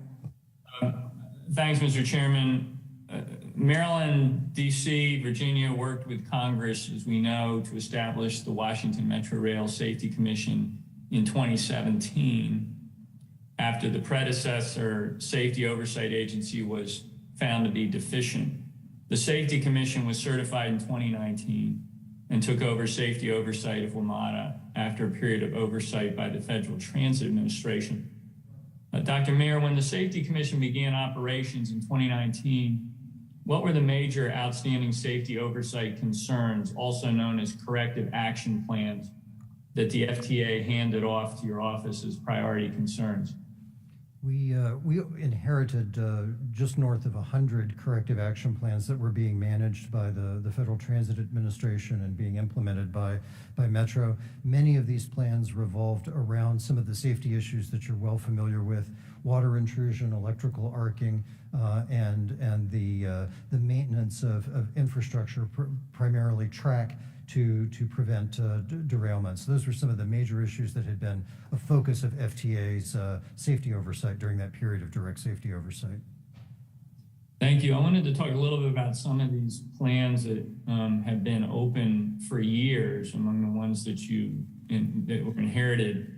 For instance, the corrective action plan declaring that WMATA's need to implement protections against the unauthorized movement of trains under zero-speed commands has been open since 2016, even though without these protections, train cars have collided, train operators have sustained injuries. Another example, the corrective action plan regarding WMATA's need to increase staffing levels for the Rail Operations Control Center was similarly open from 2015 to 2021, during which time a lack of proper staffing contributed to workplace issues within the control center and created serious safety risks across the system. Dr. Mayer and Mr. Wiedefeld, how are your organizations working together to address these dangerous and long-standing challenges? And let me, just before you answer, Mr. Wiedefeld, let me thank you, as others have done, for your service, not just to WMATA, but prior to that over the course of your career. It's been a great challenge, I know, to undertake the leadership of this important organization during a time when all of these things have been intersecting, but I want to thank you for that service. So Dr. Mayer and Dr. Wiedefeld, can you talk about how you're working together to address these safety challenges? And why don't we start with Dr. Mayer? Sure. We've coordinated a great deal on these two specific safety issues that you mentioned. On the issue of zero-speed commands, we have seen a collision that was related to the movement of trains without proper movement authority, and we focused a great deal of attention on that. We're seeing technological retrofits. It's going to take efforts to ensure that those retrofits are extended to the oldest cars in the fleet, but that's improving the issue, as well as significant operational attention being paid to only moving trains with proper authority. We pay close attention. We monitor Metro's radio frequencies, and we pay close attention and are pleased that the problem of movement under zero-speed commands, although caps remain open, the problem has reduced in recent months. On the issue of rock staffing, I think there's a success story there. When we did our rock audit just before the pandemic, the facility was staffed with 26 individuals. It was hardly enough to really keep it operational. Today, there are 49 certified controllers and more in the pipeline. Again, something we pay attention to very carefully, but I'm pleased with those numbers. Mr. Wiedefeld. Yeah, Mr. Congressman, I would just add, exactly as David just said, these are efforts that we've been working very closely with the MSC on. It does take some time on these, unfortunately. The ROC Control Center, for instance, almost takes a year of training to bring those controllers up. As he just mentioned, there's been significant improvement there, and I think it is a success story. The gentleman that now runs that comes from the aviation business, has a totally different perspective from the transit world, and we will continue to do that the same way with train movements. Again, some of these things are technology solutions that do take time to develop, particularly in a unique system like ours, but we're committed to do it and working with the MSC to achieve it. Thank you very much. And let me just say in closing, on the threshold question of whether we need WMATA to be strong, I certainly think the continued support of it is critical. And I think there's going to be new and creative opportunities for WMATA to serve this region if we keep the system strong and vibrant as we move forward. With that, Madam Chair, I yield back. I thank the gentleman for his questions, and I'm going to call on myself next. First, I want to say to Mr. Wiedefeld how grateful we are for his service. My question, first question is for Mr. Wiedefeld and for Mr. Svelberg. Through the bipartisan infrastructure law, Congress reauthorized dedicated federal capital funding for WMATA, and that's going to go through fiscal year 2030. WMATA will receive $150 million in annual funding, which will be matched by the local jurisdictions, and will also receive enhanced formula funding for capital investments. I want to know how the Washington region and Metro riders will feel the impact of this investment. So, Mr. Svedberg, how will Congress's investment in WMATA be used to improve the experience of riders on Metro buses and on Metro Rail? Thank you, Chair, Congresswoman. Well, you see it every day. We have numerous platforms that have been totally revitalized. We have new lighting, we have new elevators, we have new escalators, we have new safety measures along the track itself. We have new systems in place that show when trains when they're arriving, schedules. So the whole customer experience is changing. In that, and these are projects that have been delayed for decades now, but we're able to really get up to speed, and we're going to be seeing more and more of that. But also for us, from the board perspective, and I think the customer perspective, it's getting to the state of good repair. All those projects that you may not see that are vital to the safety and reliability of the system. It's not just the shiny new things you see at the stations. It's also the things you don't see, which are vitally important, and also the integration of bus at a lot of stations. You see new bus kiss and ride areas and other things, integrating and letting not only Metro bus, but also the local bus systems get to the Metro stations, and the integrating of all these systems. So these were funds that were vital to help do all of this work, and there's much more to come. Well, Mr. Wiedefeld, what have you learned during your tenure as WMATA's general manager about ensuring riders feel the impact of their tax dollars in WMATA that you would share with your successor? Thank you, Congresswoman, and thank you for your support. What I believe that the new general manager will need to do, which is follow the board's lead and continue to focus on those things that matter the most to them, making their rides safe and convenient, communication, transparency on the issues that we do face, and then making some tough decisions of things that have to be addressed to make the longer vision of the agency successful. So I think that would be a very large part of the new general manager's role. Mr. Sherrington, now I have a chart I'd like to have on the screen. This chart shows, and this is also for Dr. Mayer. This chart shows that the regional and federal investment in WMATA has dramatically cut into the authority's backlog of essential and needed repairs, from 7.1 billion repair backlog in fiscal 2016 to a projected 1.2 billion backlog after this investment from the bipartisan infrastructure law. So, Mr. Sherrington and Dr. Meyer, will these investments allow Metro to improve its safety posture and find other efficiencies that could save both dollars and lives? With Dr. Mayer. Sure, I'll start by saying that I haven't reviewed those numbers and projects in detail, but investment in the infrastructure of the Metro rail system is critical to bringing it back to a state of good repair and keeping it there, because those investments and that state of good repair prevents infrastructure-related derailments. It helps prevent water intrusion-related track fires, and it improves the safety of the system in general. Congresswoman, I want to thank you first for all your support to OIG. Our job would be to monitor, to audit, and to look at that funding and to see that it's appropriately gone to those particular areas. Thank you. I see my time has expired. Mr. Byer, you're recognized for 5 minutes.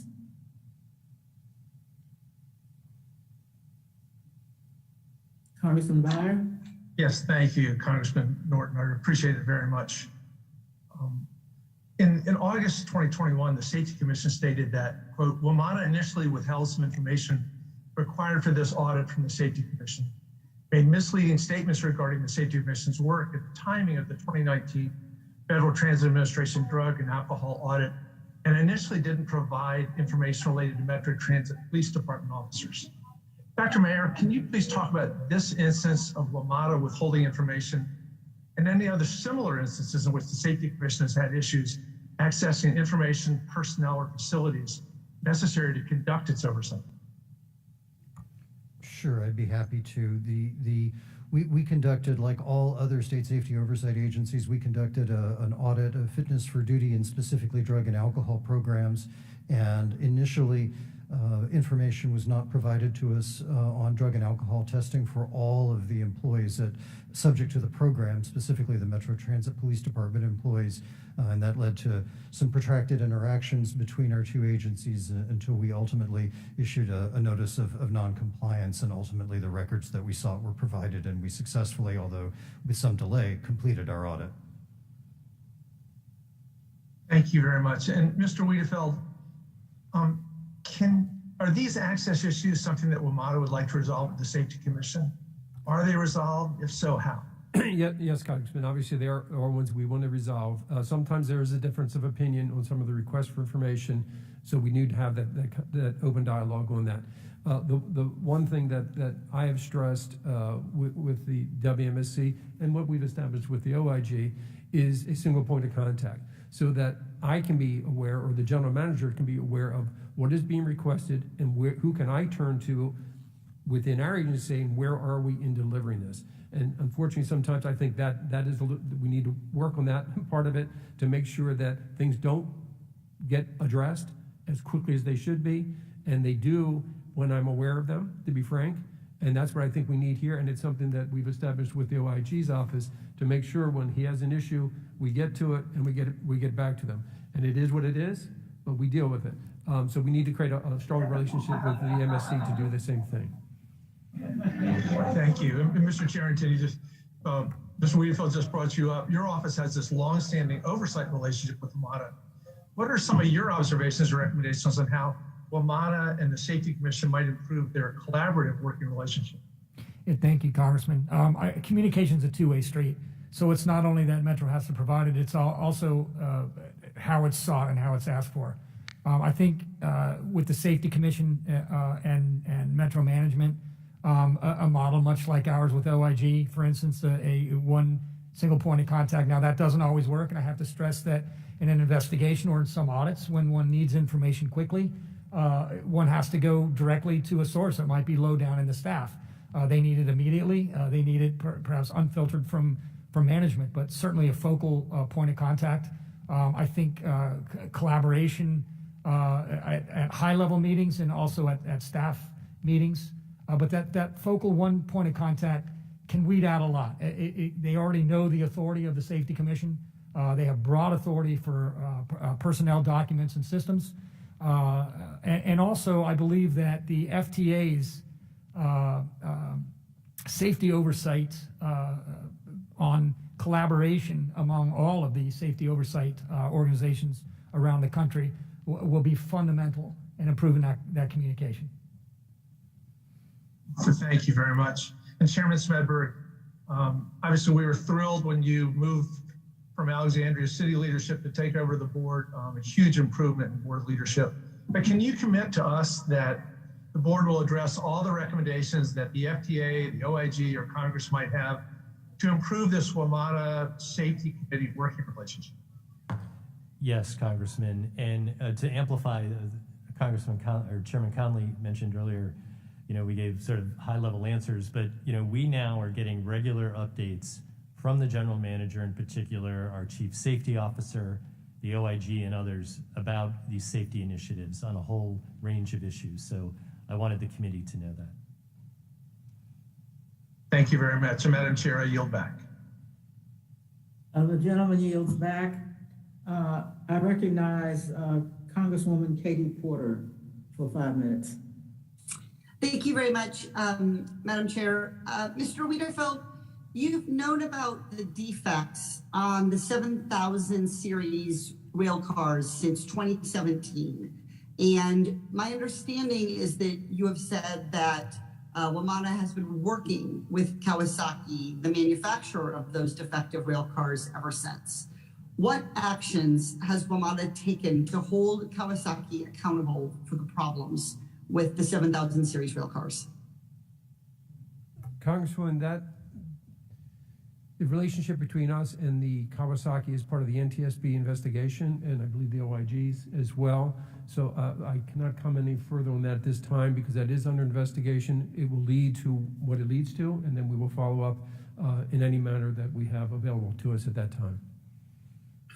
So you're not going to you haven't taken any action. I just want to be clear. You haven't taken any actions and are not going to take any actions because at this time you're waiting on the NTSB. There's an open investigation by the NTSB as well as the OIG's office, and I believe the DOT, US DOT OIG's office.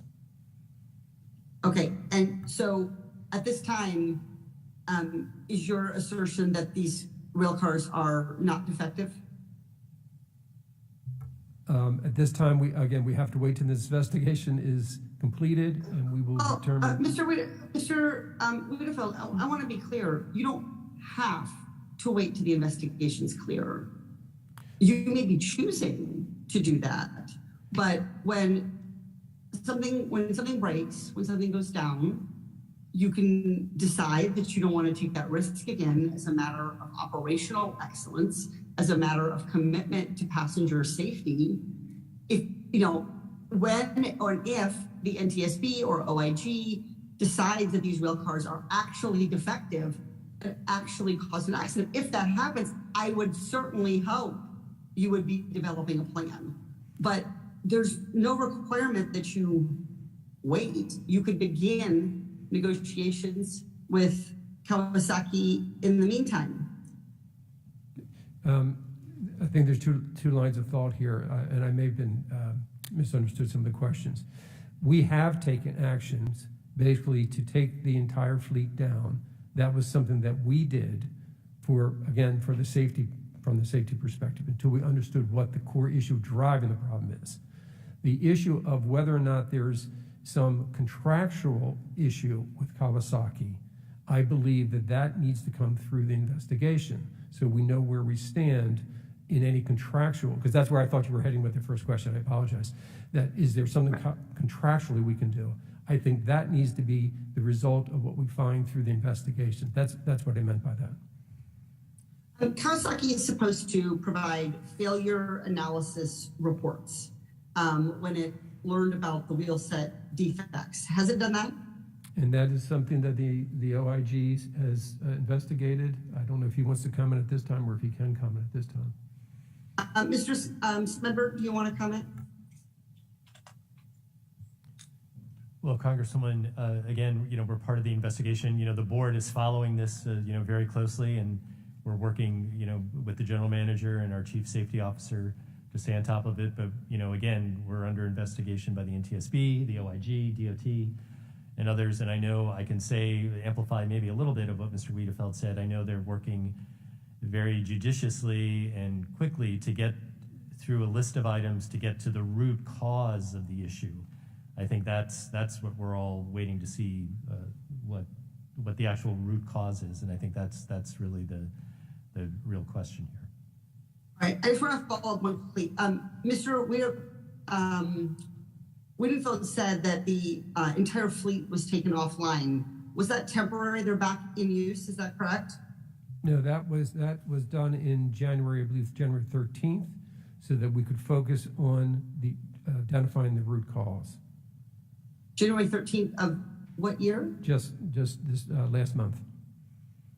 Oh, so between when there were defects, reported concerns about defects in 2017, and less than a month ago, these Kawasaki 7000 series rail cars were in use? Yes, that's true. So you've taken action to keep the public safe for the less than the last 30 days after 4 years of using these rail cars? No, I disagree. In 2017, as the OIG has mentioned in his investigation, it was treated as a warranty issue. You bought a new product. There were 2 items out of 3,000 that did not perform. These were returned for new ones. So that's how it was being addressed at the time. Yield back. The gentlewoman yields back. And I recognize Congressman Brown, Anthony Brown, at this time.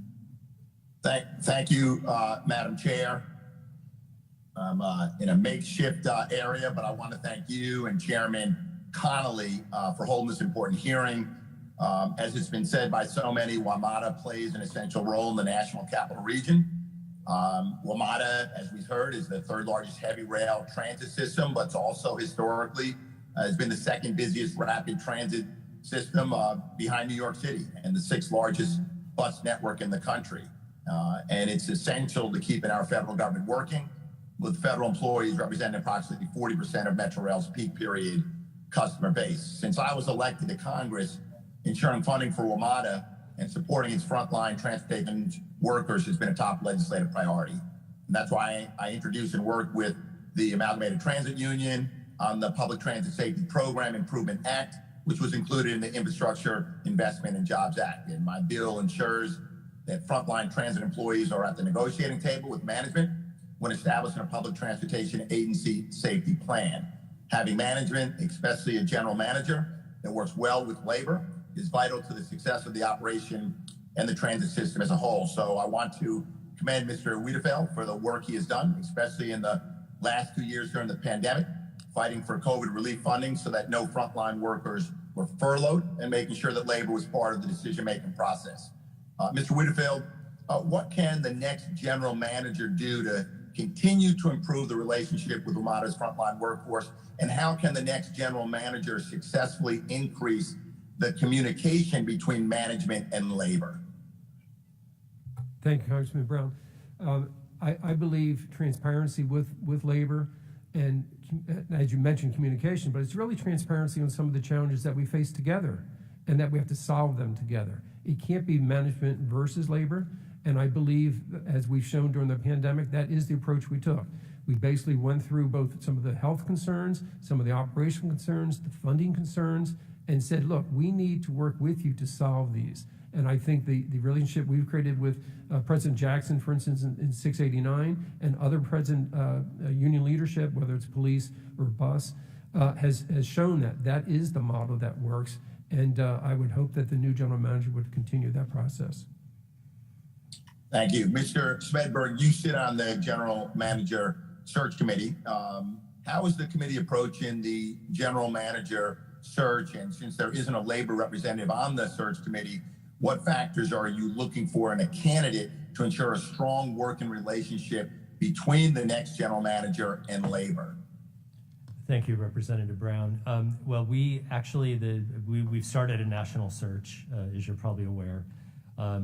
The executive committee of the board will serve as the search committee. We instructed the recruiter recently, he and one of the executive vice president of human capital and business operations at WMATA recently sat down with all the leaders of the various unions of WMATA, and they were our first interviews. So that process has already begun, and I think they had very, very positive conversations with those folks. In fact, I'll be getting a readout on Friday morning. But I know labor, the feedback back from the representatives is that it was a very positive exchange, and they were very pleased that we reached out to them. Mr. Smedberg, thank you for your response. And I certainly ask that in your search, you continue to look for someone who is willing to work in good faith and a good faith effort with labor, as did Mr. Wiedefeld, to improve WMATA and to keep the system running smoothly. And let me just conclude my remarks by saying job well done, Mr. Wiedefeld. And Marilyn trained you well. You took your experience, your talent, and your passion for public service in the transportation sector, and you made a tremendous difference at WMATA. So I thank you, I commend you, and I wish you Godspeed in your next endeavor. I yield back, Madam Chair. Thanks, sir. The gentleman yields back. I recognize Mr. Trone for 5 minutes. Thank you very much, Congresswoman Norton, and thank you to Chairman Conley for holding this really important hearing. You know, so many of our constituents, rely on WMATA, and I'd like to first start off by congratulating Mr. Wiedefeld on a long and a very successful career, and thank him for his many countless hours. And sometimes it's difficult to be recognized for the tremendous hard work and dedication that people like Mr. Wiedefeld and so many others put in. And we just like to put in a positive and say thank you very much, and hope you would enjoy your retirement. Thanks, sir. As far as the witnesses today, what I'm struck by is the deficit.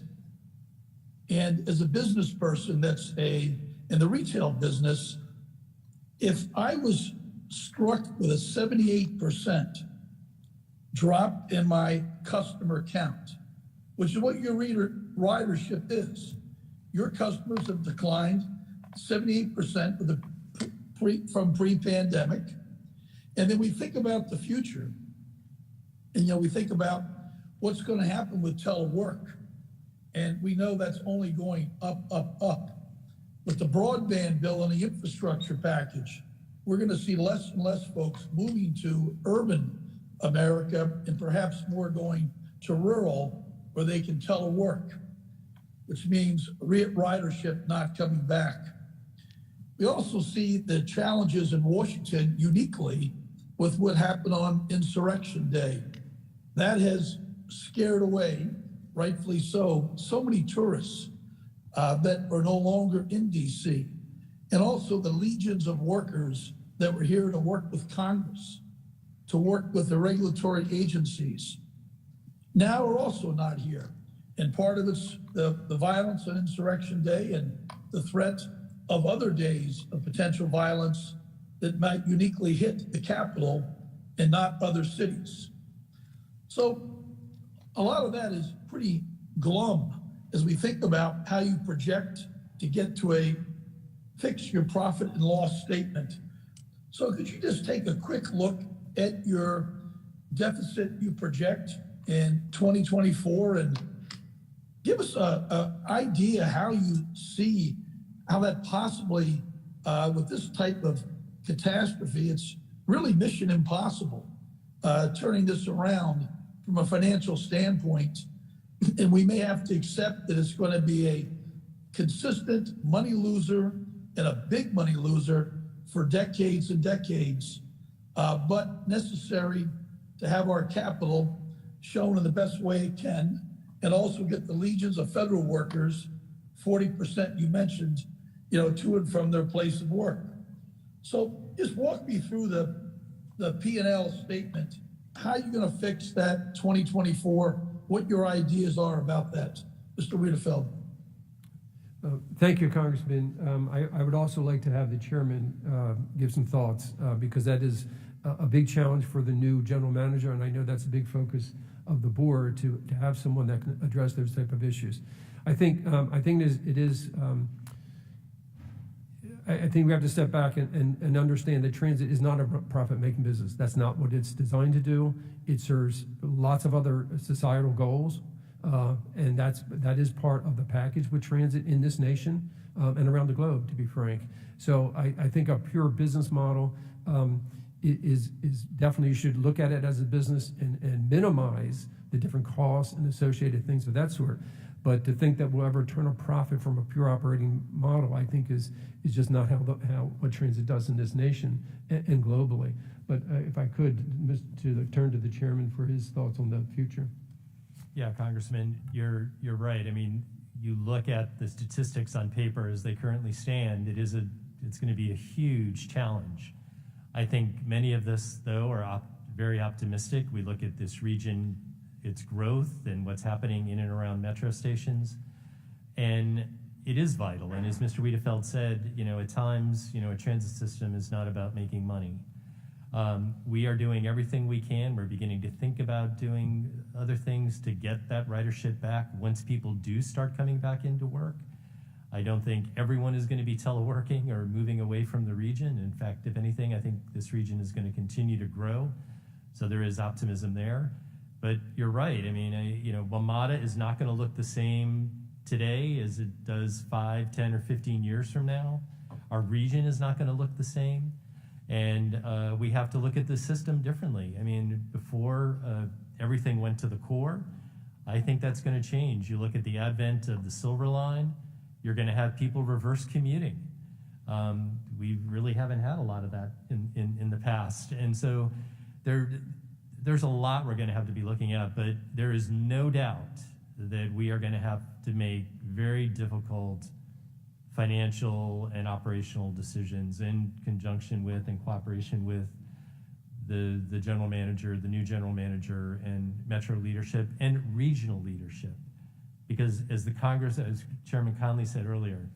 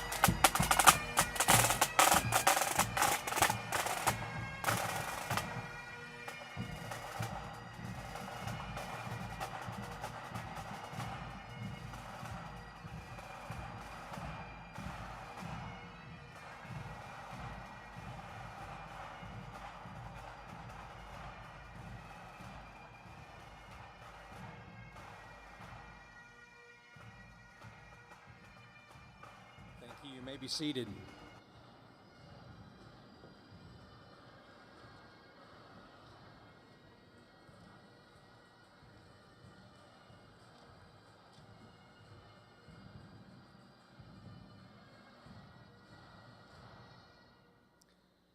We welcome you all here today on this 9th day of February 2022 as we gather together for the memorial service for Vashon Arnett Jefferson, or better known by most as JJ, and by a few simply as Jay, and Officer John Elwood Painter, simply known as John.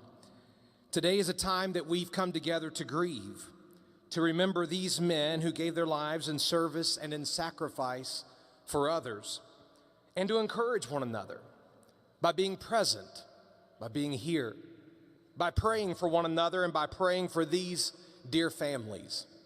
It is in moments like this, at such dark and difficult times, that we wonder, what is it that we are to do? And where is it that we are to turn? The psalmist David experienced his own dark and difficult days in his own life. He knew the pain of sorrow as he experienced death by losing his closest friend. He experienced the pain of sorrow even as he lost a child. He also experienced the pain of great suffering as he walked through many relational turmoils and challenges within his own family, and numerous occasions had to flee for his own life. He also knew the pain that came from the consequences of his own sinful choices. Yet, through all the pain, even in those dark and difficult moments, David knew that there was still hope. And his hope had a very specific source. Psalm 62 verses 5 through 8 say it this way: "My soul, wait in silence for God only, for my hope is from him. He only is my rock, and he only is my salvation, my stronghold. I shall not be shaken. On God my salvation and my glory rest. The rock of my strength, my refuge is in God. Trust in him at all times, O people. Pour out your heart before him, for he is a refuge to us." My prayer today is that every single one of us, in a very personal and real way, experience the hope that comes from God Almighty. With that in mind, let's open our time together in prayer. Let's pray. Heavenly Father, we thank you so much for this day. You've brought us all together safely in this place, and we are grateful. God, we confess today that our hearts are hurting. God, we confess today that we miss JJ and John. We thank you for their lives, and we thank you for their extraordinary sacrifice. And even as we thank you for these things, God, we gather together grieving and weeping and mourning. But God, I pray that in this moment, we would also find that there can be peace that passes all understanding. There can be hope that is brighter than the darkness that we feel. God, all of that is found in you. So would you comfort our hearts today? Would you be very near to us, the brokenhearted? We pray it all in Jesus' name and for his glory. Amen. It's my honor to introduce to you Dr. and Reverend Robbie Miller, Bridgewater College chaplain.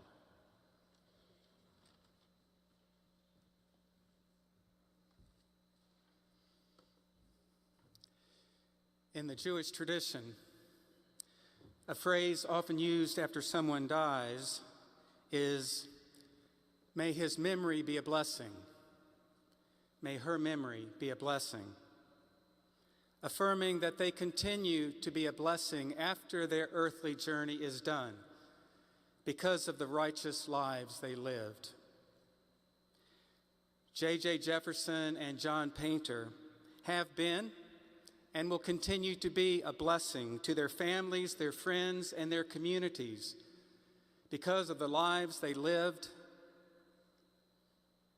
the service they provided, and the sacrifice they made. Each family has chosen how to remember and honor their loved one today. For the Jefferson family, Pastor Michael Miller from the Crosslink Community Church will offer a reflection, followed by the song, "I Don't Feel No Ways Tired," performed by family friend Brian Fox. May J.J. Jefferson's memory be a blessing.